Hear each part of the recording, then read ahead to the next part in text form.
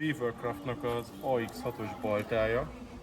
Azért szeretnék róla egy videót csinálni, mert nem nagyon találtam a YouTube-on hozzá normális véleményt, ami alapján én meg tudtam volna venni. Másik Beavercraft baltákról van több vélemény is, ott legtöbbnél elmondták, hogy az éle az nem az igazi. Ez így is van, mert amikor ezt megvettem, akkor már látszott, hogy nagyon durva. Már szerencsétlennek az élén egy órát dolgoztam finomabb reszelőkkel, hogy nehogy elrontsam az élprofilt, vagy túl sokat vegyek ki belőle. Úgyhogy most már egy módosított él van rajta, tehát kezdő faragónak abszolút nem ajánlom ezt a baltát.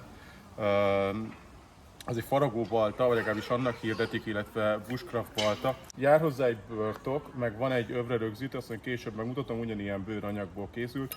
Praktikus, mert tényleg amikor tudja vinni az ember, nem vágja ki a túrasákot. Gyári beállításaival a kempingezésre kiváló. Famunkákra nem igazán, mert túlságosan durva az él kialakítása, nagyon meredek szögben, olyan, mintha csak ki lenne hegyezve maga a fém, de az látszik is rajta, még így is eléggé meredek az élnek az íve ahhoz képest, amilyen szokott lenni mondjuk más faragóbaltáknál, vagy akár csak egy ilyen hétköznapi, mondjuk a Fiskars-nak bármelyik pici ilyen kis hasítóbaltájánál. De összességében árértékarányban jó balta, mert maga az acél az tök jó keménységű, jól éleszthető, de az éltartósága is jó, már kicsit faragtam vele, mielőtt elkezdtem használni. Nekem nagy volt a markolata a kezemre, úgyhogy itt én már kifaragtam belőle egy darabot, úgyhogy ez már egy kicsit vékonyabb markolattal van. Ez gyárilag teljesen szimmetrikus volt, de itt nekem ki kellett vegyek belőle, mert abszolút nagy volt a kezemnek, de nekem rendkívül kicsi a kezem. Úgyhogy ez más embernek nem hiszem, hogy problémát okozna.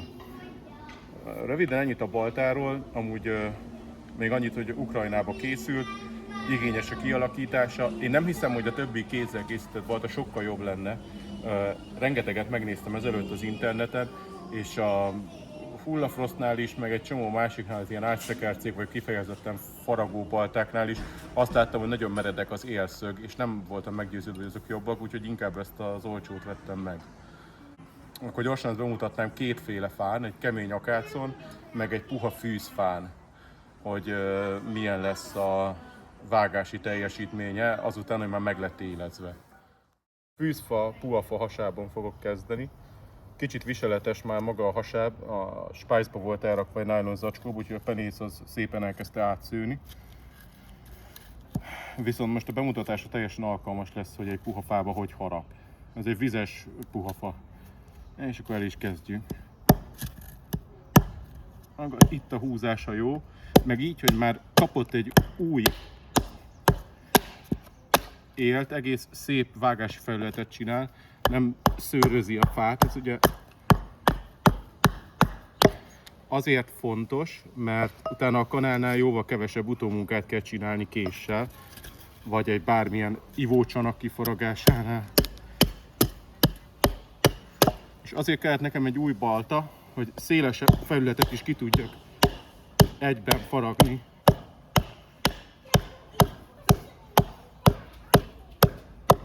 Hogy legyenek ilyen simább felületeim. És ugye a kanálnál, ami nehéz, hogy kell szemből is bevágni. Viszont ez tök jól lehet ezzel, mert jó a súlya. Meg most már jó az éle is, de még finomítani lesz majd mit rajta.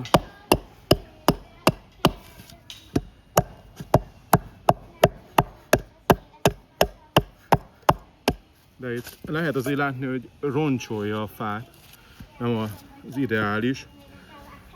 Fiskarsnak a északi kiadású baltájával valószínűleg szebben meg tudnám csinálni, de ezzel még összességében egy elégedetnek lehet lenni, de aki kezdő faragó, az inkább kezdjen valami egyszerű nagyipari baltával, mert jobban fog járni, kevésbé fogja bosszantani, meg nem kell akkor az élezéshez szórakozni először.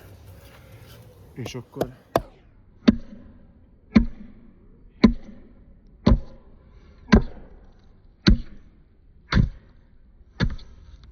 jöjjön a kemény falsáb, ezen már kicsit játszottam a baltával a különböző élességi szinteknél.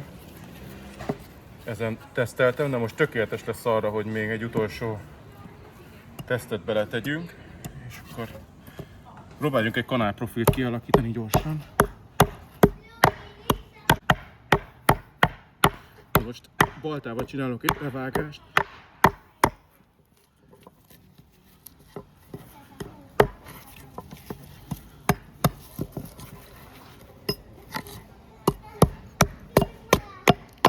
Így pont nem látjátok, de egész jó.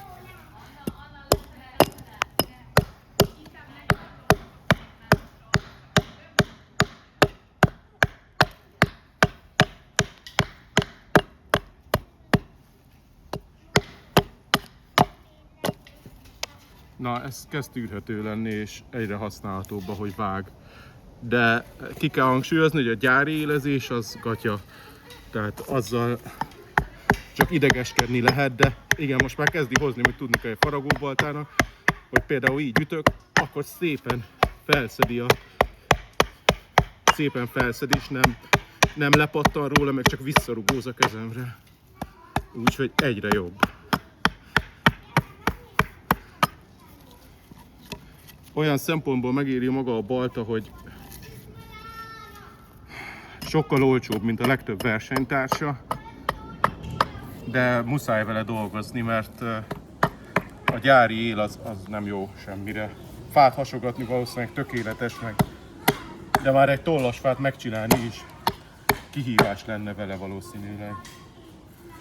Na jól van, ennyit erről a Beavercraft AX6-os baltáról. Kicsit megmódosítva, kicsit dolgozva vele, lehet vele spórolni 30 000 forintot nagyjából a drágább modellekhez képest, mert meg a mindenféle északi nép által gyártott társai lényegesen drágábbak, és ahogy néztem azoknak is az élkidolgozását, nem vagyok benne biztos, hogy nem igényelnek azok is ugyanígy kezdőélezést a gyári beállításhoz képest. Tehát nekem így meg fog felelni, még kicsit dolgozok az élén, de összességében kezdő faragó inkább vegyen akár egy bármilyen alap kis fiszkárs baltát, és azzal tökéletesen el lehet kezdeni faragni 10 pár ezer forintból a legegyszerűbb fiszkárszal mondjuk. Nekem fiszkárzból egy ilyenem van, az tökéletes.